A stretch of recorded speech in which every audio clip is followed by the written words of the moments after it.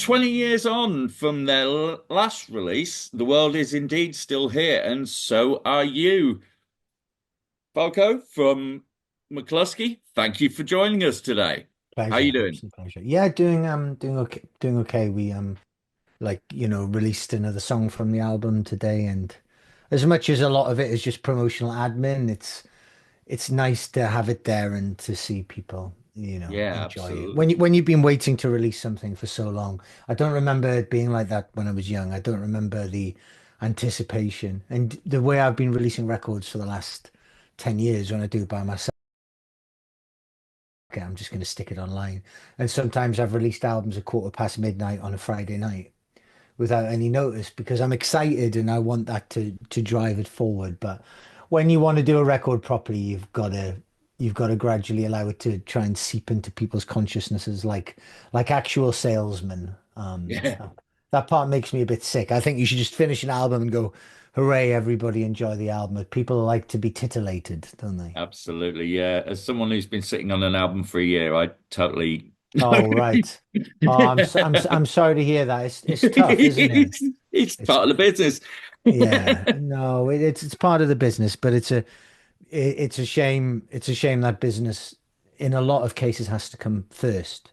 Yeah, It would be yeah. better. It would be better if it was a consideration rather than the consideration. Now, I've got to say, being with Ipecac and stuff, I hardly feel like I'm in the churning wheels of Uh, capitalism. It's Absolutely. yeah, I'll get onto quite that the one. opposite.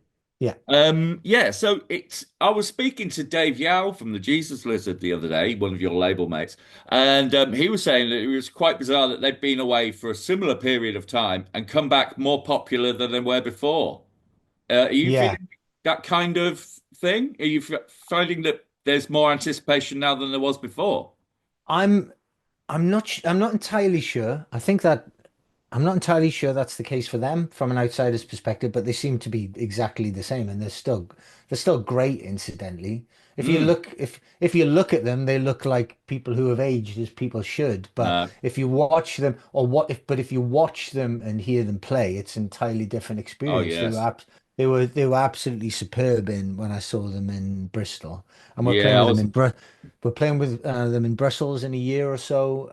Sorry, in a month or so, and I'm looking forward to seeing Wow. them then as well. Yeah, they're on the form of their lives. I caught them at the Brudenell. Brilliant. It was incredible, incredible stuff. So Yeah. obviously, there's been Future of the Left, which has kept you busy in the interim, Mm. and you're still doing Future of the Left. Um, Yes, yes, when childcare allows. Yeah. Absolutely, absolutely. So I understand you first united back with Mclusky back in 2014 to do a benefit to save a live venue. Is that correct? Yeah, that was there was a venue called the Pub in Newport which needed soundproofing in order to, stave off, fight off like threats from neighbors about about the music coming from the venue. So really, that wasn't McCluskey in any sense of the word. That was Mm. just Future the Left playing McCluskey songs Right. with our friend Damien. Well, he wasn't really our friend at the time, someone we knew singing John's parts. That's what that was. But then it's gradually evolved into a McCluskey with an asterisk because it was kind of McCluskey, but doing an impression of it in a sense. And now it's just McCluskey. And if Yeah. for people if the new lineup doesn't quite measure up to the old lineup, that's totally understood. I'm not 23 anymore as well, and they can just have stop with that last album. That's the thing with time. It means you can start and stop at various places. Absolutely. So when did the idea to properly start work on a new album form? Just when we started to do more like semi-regular shows, it just Mm. came from that, and then rehearsing.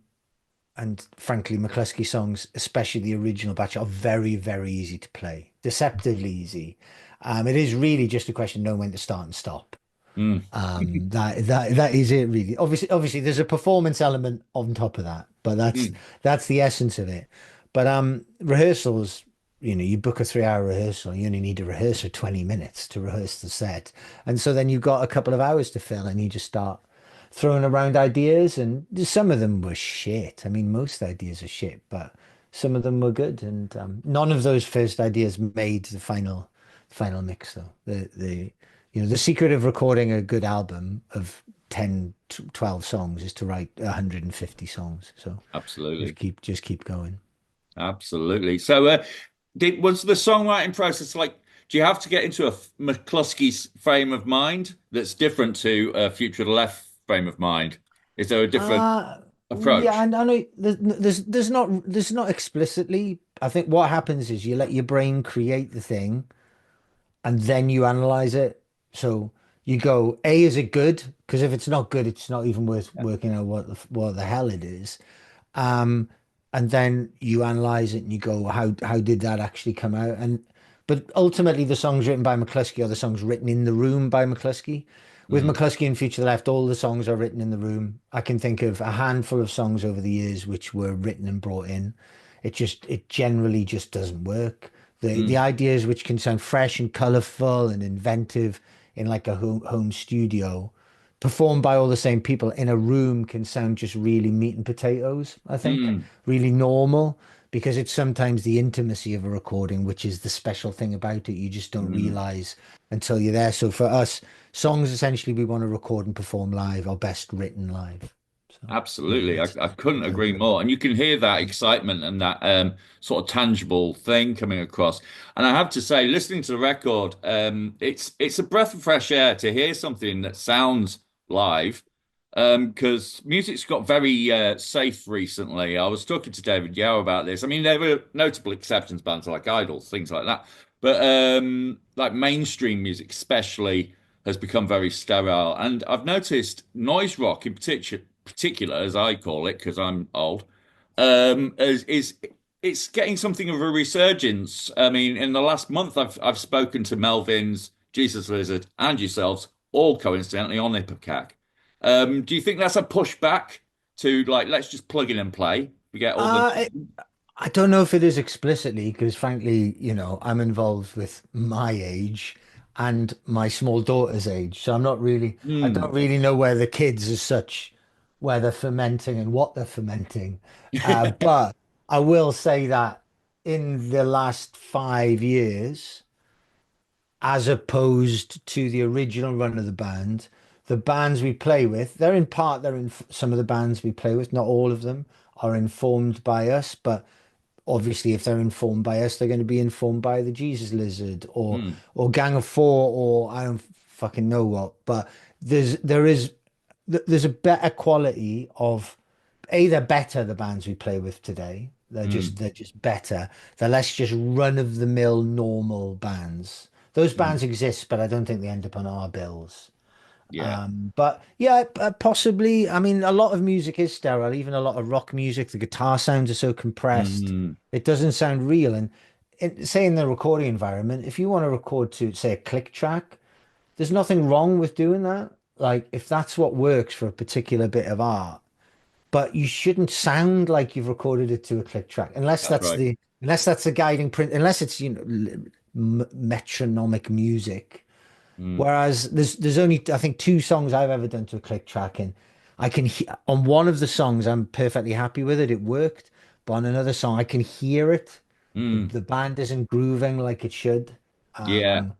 There's And a lot to be said for it. a lot of modern music to me just looks I'm hearing a map of a song as opposed to just a performance of it. And the best, whether it was Steve Albini or Ann Chapman who recorded our album, the best engineers, producers, whatever hat they're claiming to wear, they don't just record you well, they put you in a good enough place, literally and mentally, in order to have really good takes. Absolutely. And you do a good take and you come out and it's got the edge of magic to it. Yeah. You don't have to piece it together. You just go, well, that was it. Now you go in and talk bollocks over it as usual, and then it'll approximate art in some way to people for some reason.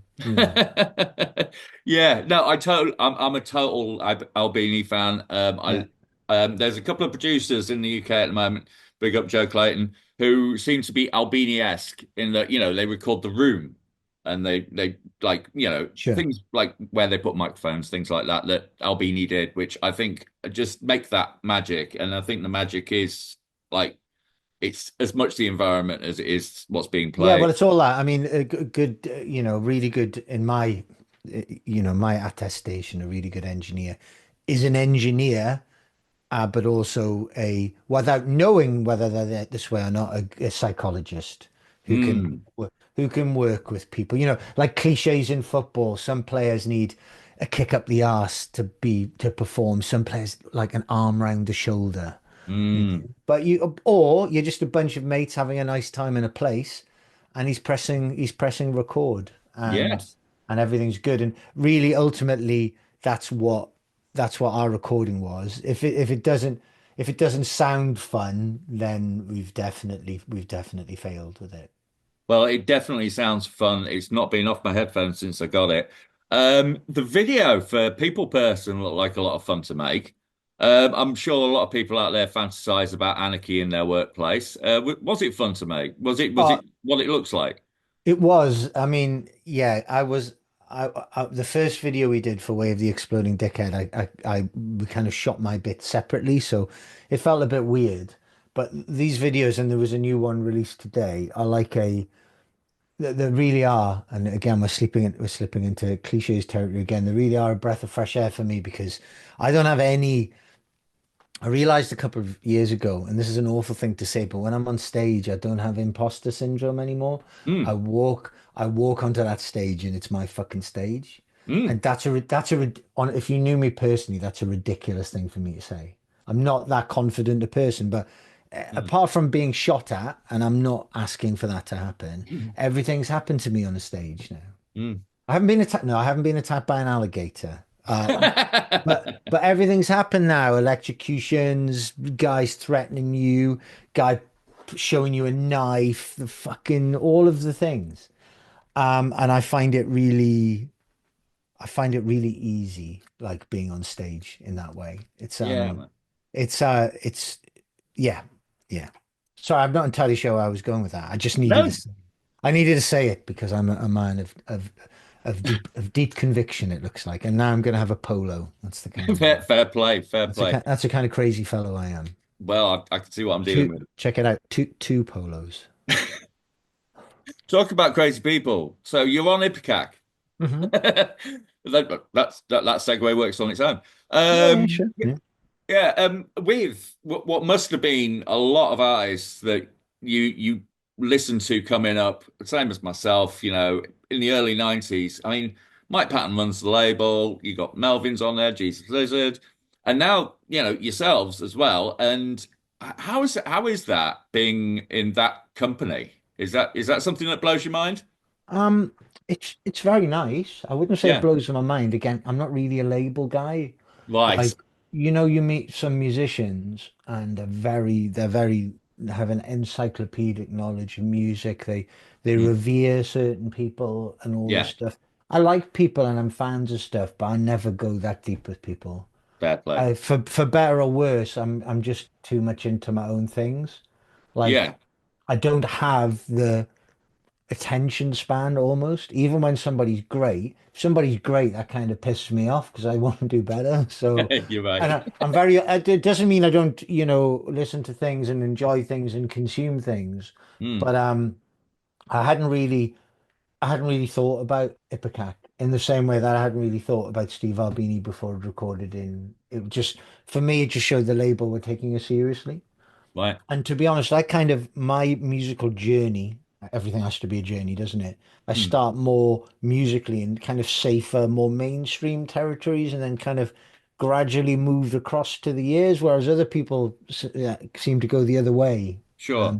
They go back towards, watching more arena or large, like stadium-sized bands, and I'm never interested in those bands. All Like, right. No, I just no, absolutely. I've just got no interest. Whenever you hear big rock music, it's just No. by definition, it's had to sacrifice some of those things which Mm. make rock music so exciting. Mm. Yeah, absolutely. I definitely like to be challenged. And Yeah. if it's not challenging me, I'll lose interest rather quickly. Well, for me, I'm all about pop songs and hooks. They're a Mm, big part of the way I like to write. I want people to be able to sing songs, but I don't like this idea. There's a lot of big bands where the songs are catchy because you've heard them before. mm. because they can fit exactly into like like a cultural memory of what a song is. I don't like to bend. I'm honestly this record. I'm not going to criticize other bands. I'm not going to do No. it. I'm just not. It's not just because it's cheap. Sometimes it's really funny and it can be useful. Mm. But I'm just trying to challenge myself. So I'm just going to Abs- say no. Big rock music is ve perfectly enjoyable to other people, but I've never once wanted to go to a big rock show ever. Absolutely. Absolutely. Now, as a former chef, this is a bit of a light question, right? As a former Okay. chef, I would say Mm. the most unpopular part of a pig is its brain. Was that the intention in the lyric? No, but that is a way to read it, certainly. For me, the thing which I mean, I've been flirting with the idea for ages, but the thing which I've been a vegetarian for years, a few Right. years now, but the thing which really I think underlined that I didn't want to be a vegetarian anymore, that I wanted to be a vegetarian and not eat meat, is just the way we identify those parts of the animals Mm. by the part of their body. Right. It really putting like breast, the breast, that's the chicken's breast, that's the bit we carved off the living animal. That bit, Mm. that's the bit. You see that picture, that bit, you're eating that Mm. was a bit of a I don't that's what allowed me to cross that final I see. step over, just the way I looked at it. I don't yeah. So that's kind of where the beginning part of it, because it's an unpopular part. It's just weird Mm. to me to think there should have to be an unpopular part, but it's the kind of thing I like to write about without writing about. Yeah. I don't Yeah. want to say that to somebody because, well, because I'm not entirely sure how to articulate it. But in within the song, believe me, the meaning is there. Yeah, absolutely. I mean, you're definitely an exceptional lyricist. And while I like to always ask like lyricists who are exceptional, while I've got them, are you like what have you been reading lately? Because while I've got you here, I'm always interested to know like authors I and do stuff that would, I do like to read. I haven't read a lot of stuff lately, to be mm, honest, because I've just been busy. He's a friend as well, but a guy called Paul Tremblay, who recently wrote a book called Horror Movie. Just read that. cool. If you like stuff which makes you feel really unsettled and worried, then Often. he's the best writer out there for that. I like, all the ones you'd expect, like, like Kurt Vonnegut and those like that kind of those kind of people. Last books I read, I read a book called The Fraud by Zadie Smith. I really enjoyed that. That was Excellent. really good. And I also read a book about the Irish Mafia Oh, that my mate Matt, the Irish Mafia in Boston. right. Yeah, that my friend Matt gave me a long time ago. But oh, I read some stuff by a guy called Jarrett Kobeck about a year ago, who did a book. It's called the first one's called I Hate the Internet, and the other one Only Americans Burn in Hell. They're very interesting, very Vonnegut-y though, which is kind of referenced in there. Awesome. And then I read whatever the Irish book was that won the prize at the beginning of last year. I can't remember what it's called, but I enjoyed that too. But I can't remember what it's called, which is, I guess, a kind of insult to an author who spent 2 years writing a book. I just like to if I come across an artist who's really good at writing lyrics, I always like to ask that because it's good because it works for me as well. I can put it on my Amazon list. I do recommend, like, definitely any Kurt Vonnegut, but I Hate the Internet. Is it called I Hate the Internet or I can't remember what it's called. Jared Kobeck, anyways, is the guy's name. Right. He's an American Turkish author. Very good. Very Awesome. Have you got any very kind good. of history with poetry at all? No, I've written, like I've finished a couple of books, which were okay, but I kind of started to send one out to agents, but a few years ago, it wasn't ready. It's not ready. Right. But I'm writing another story, which I'm enjoying. I'm hoping to have that kind of done by the end of the year. I'm taking it slowly and deliberately because I'm only writing it when I'm enjoying it. Yeah. But But yeah, I'm hoping it's good. It's called Sick Note Rides again. It's good. Nice. I think it's good. I think I can see another successful like third-rate career opening up in that for me as well, you know, where I could really enjoy it and make just enough money to not give it up, but not enough money to be able to truly enjoy anything or get comfortable. Yes, sounds very familiar. So you're at both 2000 Trees and Arctangent this year with Correct. both Yeah. bands. Yeah, I yeah, don't know which if is anybody else wonderful. has done this.